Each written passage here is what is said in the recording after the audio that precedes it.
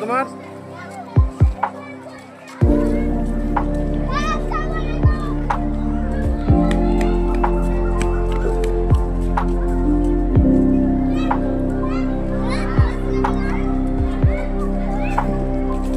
কি খাও?